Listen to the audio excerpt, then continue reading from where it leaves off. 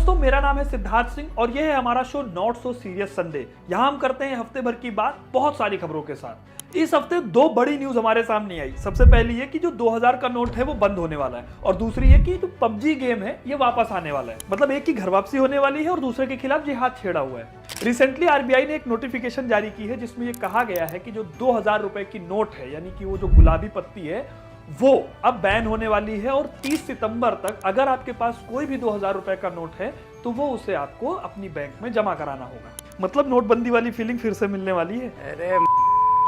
अब आरबीआई का इस नोट को बंद करने के पीछे का लॉजिक जो है वो ये है कि इस नोट का जो मोटिव था वो पूरा हो गया है और दूसरी बात ये है कि जो इनकी लाइफ थी वो भी पूरी हो गई है। अब ऐसा नहीं कि ये जो नोट बैन किए जा रहे हैं ये आज से ही कोई शुरू हुआ है। गवर्नमेंट ने 2018-2019 से ही इनका प्रोडक्शन बंद कर दिया था, यानी कि कहीं ना कहीं इनके दिमाग में ये तो चल रहा था कि इस नोट को बंद करना है। अब आरबीआई का ये भी कहना है कि जो 2000 का नोट है 500 रुपए के कंपैरिजन में लोग इसको ज्यादा खर्च नहीं कर रहे थे, इस वजह से इतने ज्यादा नोट चलाने का कोई बहुत ज्यादा लॉजिक नहीं बनता। कुछ लोग तो ये भी कह रहे हैं कि जो 2000 रुपए का नोट है इसे इसलिए बैन किया जा रहा है ताकि जो काला धन है उसको खत्म किया जा सके।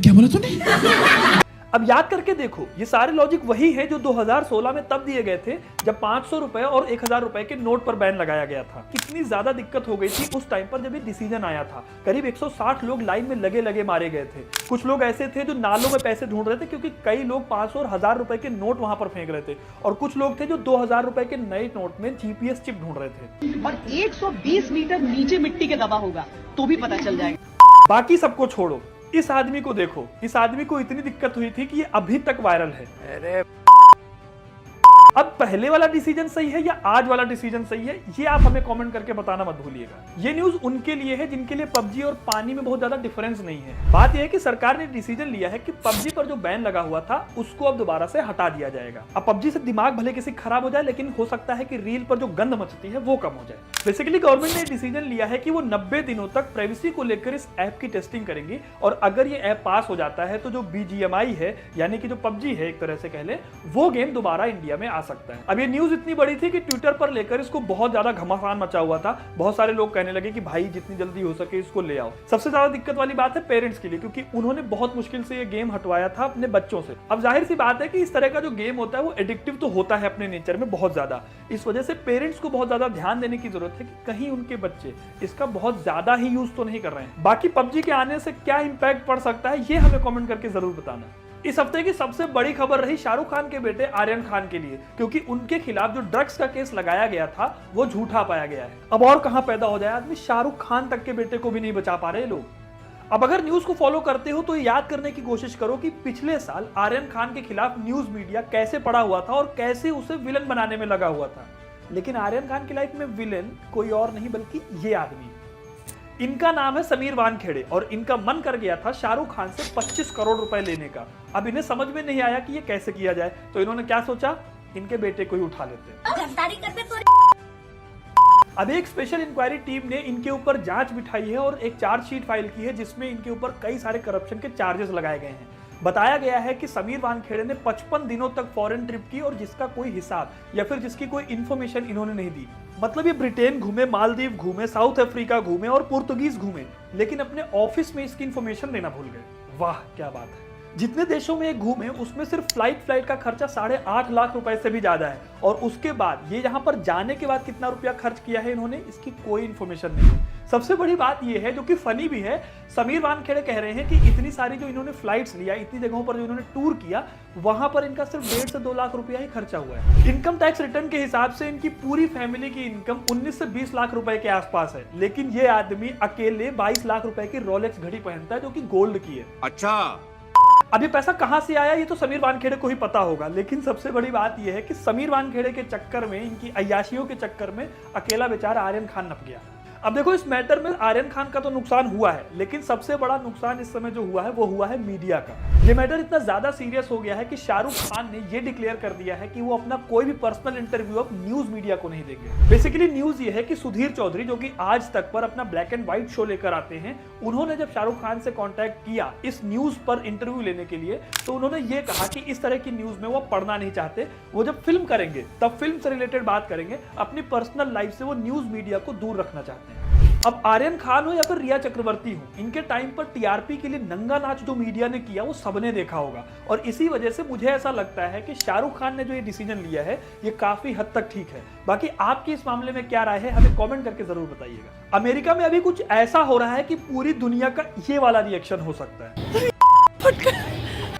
हुआ यह है कि अमेरिका में इकोनॉमिक क्राइसिस आ सकती है क्योंकि इनका पैसा खत्म हो गया है। हुआ यह है कि जिस लेवल तक अमेरिका लोन ले सकता है उसकी लिमिट पूरी हो गई है, यानी कि अब अमेरिका कोई भी फॉरेन या फिर डोमेस्टिक लोन नहीं ले सकता। और ये जो लोन है ना, ये कोई छोटी मोटी लिमिट नहीं है, 31.4 ट्रिलियन डॉलर की लिमिट है। हमारी जो इंडियन इकोनॉमी इसमें 10 से 15 बार आ जाएगी। बेसिकली यूएसए के ट्रेजरी डिपार्टमेंट का ये कहना है कि अगर आने वाले 1 जून तक अमेरिका अपने खर्चों के लिए कोई जुगाड़ नहीं करता, मतलब डॉलर का इंतजाम नहीं करता, तो उसकी जो इकोनॉमी है उसमें आगे खर्चे चलाने के लिए पैसे नहीं बचेंगे। अब यूएसए का जो एक क्राइसिस है, इससे इन्हें सिर्फ एक आदमी बचा सकता है। कौन बचा सकता है Modi ji? Mister Donald Trump. तो बेसिकली यूएसए को अगर इस क्राइसिस से निकलना है तो ये जो 31.4 ट्रिलियन डॉलर की लिमिट है डेट सीलिंग की, इसको हटाना पड़ेगा। और इसे हटाने के लिए यूएसए 2 काम कर सकता है, या तो वो अपने कॉन्स्टिट्यूशन में कोई चेंज कर सकता है या फिर एक रेजोल्यूशन पास कर सकता है जिससे ये अपनी लिमिट बढ़ा सके। अब प्रॉब्लम यह है कि जैसे इंडिया में संसद में 2 सदन है, एक है लोकसभा और दूसरा राज्यसभा, ठीक वैसे ही अमेरिका की जो संसद है यानी कि जो सीनेट है, वहां पर भी 2 फ्लोर है। एक फ्लोर है अपर हाउस और दूसरा है लोअर हाउस। अब अपर हाउस में तो जो बाइडेन की पूरी मेजॉरिटी है, वहां पर ये रेजोल्यूशन आराम से पास हो जाएगा। देखो, मजाक से हटकर अगर बात करें तो ये क्राइसिस बहुत बड़ी है। ये क्राइसिस इतनी बड़ी है कि अमेरिका के प्रेसिडेंट ने एससीओ समिट को छोड़ दिया और वापस अमेरिका लौट गए क्योंकि उन्हें इमरजेंसी मीटिंग्स को अटेंड करना था। मेरे को जाना पड़ेगा, मेरे को जाना।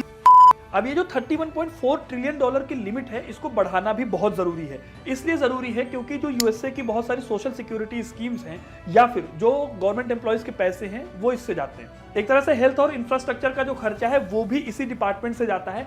सबसे बड़ी बात यह है कि इस समय जो अमेरिका ने लोन ले रखा है उस पर जो इंटरेस्ट दिया जाता है वो भी यहीं से जाता है। अब एक एस्टिमेट ये भी लगाया जा रहा है कि करीब 70 लाख लोगों की नौकरी इस क्राइसिस से जा सकती है।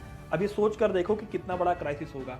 इस एक छोटी सी बात से पूरी दुनिया में महामंदी का दौर फिर से वापस आ सकता है, ऐसा कई एक्सपर्ट्स का मानना है। अब सोच कर देखो कि जो बाइडेन की इस समय क्या हालत हो रही होगी। अगली खबर है G20 से रिलेटेड और ये जुड़ी हुई है चाइना से, क्योंकि चाइना ने ये कहा है कि वो G20 में पार्ट नहीं लेना चाहते। और इसके पीछे की बड़ी वजह ये है कि जो इवेंट हो रहा है एक G20 का, ये हो रहा है कश्मीर में। बेसिकली चाइना का कहना है कि जो इवेंट हो रहा है ये एक डिस्प्यूटेड लैंड में हो रहा है और वो इस वजह से किसी ग्लोबल एक्टिविटी को यहाँ पर सपोर्ट नहीं करेंगे। बेसिकली चाइना की बातों में लॉजिक उतना ही होता है जितना चाय में नमक पड़ता है। दुनिया भर में कंट्रोवर्सी खड़ी करने के बाद इनको कश्मीर में दिक्कत नजर आने लगती है। कश्मीर इनके हिसाब से डिस्प्यूटेड लैंड है, लेकिन यहाँ पर जब ये मैप दिखाते हैं तो कश्मीर को पाकिस्तान का हिस्सा दिखा देते हैं। बेसिकली अब चाइना इस मीटिंग में शामिल नहीं होगा और इंडिया ने इसका रिस्पॉन्स देते हुए कहा है हमारी लैंड है, हम चाहे जहां पर जाके मीटिंग करें। और आपको भी पता है कि चाइना ऐसा क्यों कर रहा है। चाइना इस वजह से भी कर रहा है क्योंकि इंडिया एशिया में एक उभरती हुई इकोनॉमी है और इस तरह से इंडिया को चाइना काउंटर बैलेंस करता है। दूसरी बात यह है कि चाइना को सबसे ज्यादा सपोर्ट इस समय करता है पाकिस्तान, और इंडिया के लिए ऐसे स्टेटमेंट जारी करके वो कहीं ना कहीं पाकिस्तान के लिए एक सपोर्ट बेस तैयार कर रहा है। अगली न्यूज जुड़ी हुई है विराट कोहली और गौतम गंभीर से।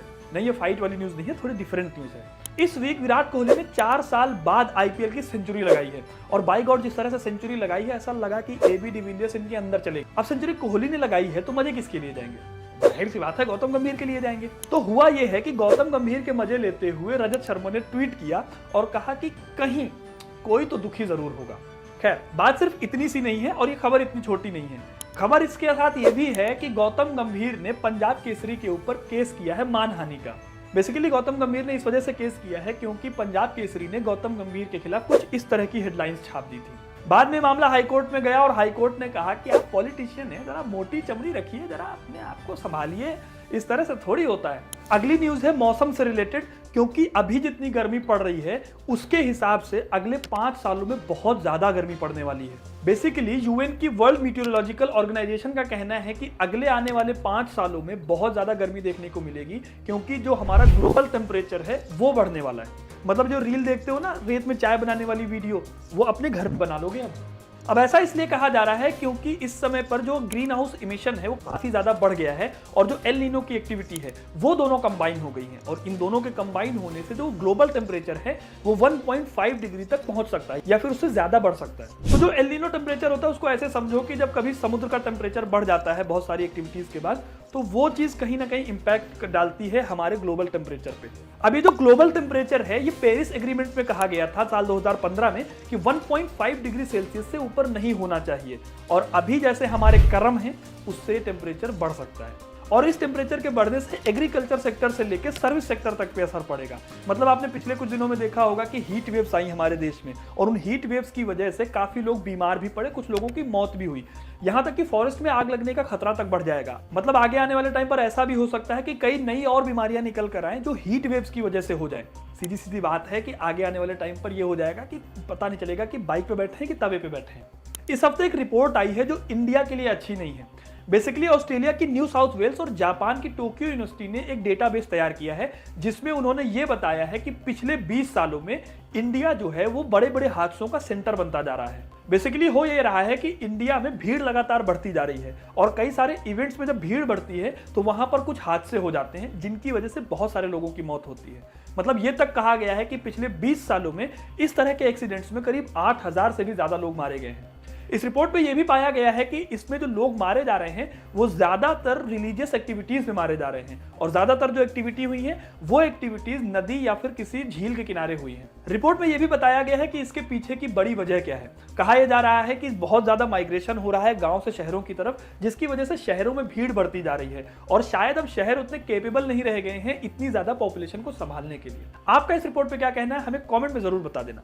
ये न्यूज आपके बहुत काम की है, क्योंकि अगर आप जीमेल यूज करते हैं और आपके पास कोई ऐसा अकाउंट है जो 2 साल से आपने यूज नहीं किया है तो आपका अकाउंट डिलीट हो सकता है। बेसिकली गूगल का ये कहना है कि इनके पास करोड़ों ऐसे गूगल अकाउंट हैं जो पिछले 2 साल से भी ज्यादा टाइम हो गया है यूज नहीं हुए हैं।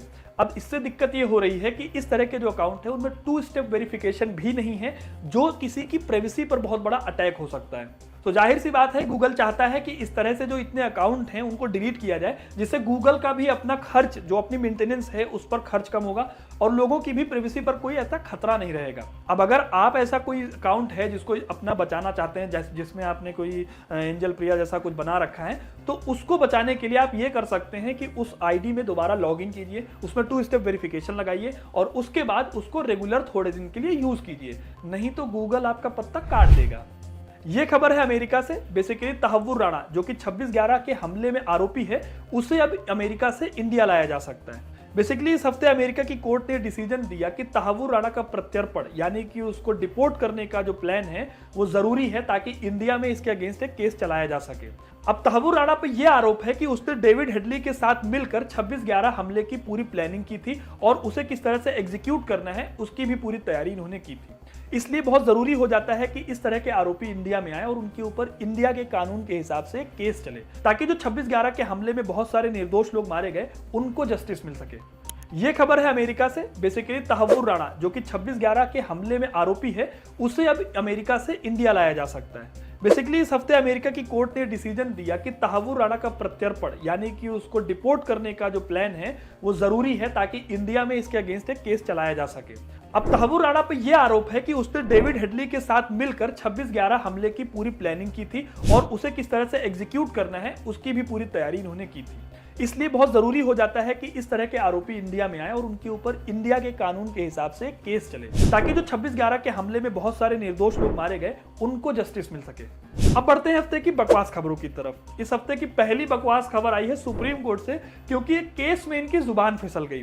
भैया मेरा मुंह से निकल गई। बेसिकली सुप्रीम कोर्ट में एक जज ने यह कह दिया कि जो आजकल तलाक के ज्यादा मामले आ रहे हैं उनमें लव मैरिज के मामले ज्यादा है।